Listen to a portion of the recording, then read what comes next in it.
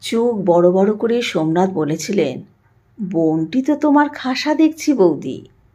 প্রথম পরিচয়ের দিন এভাবে কেউ বলতে পারে ভাবা যায়নি।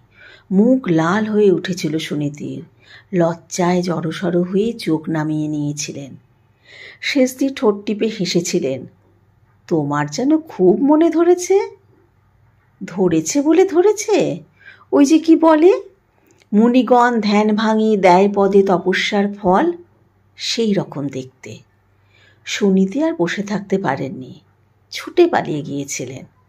সেবার মাসখানেকের মতো থেকে গিয়েছিলেন শেষদি। অগত্যা সোমনাথকেও থাকতে হয়েছিল।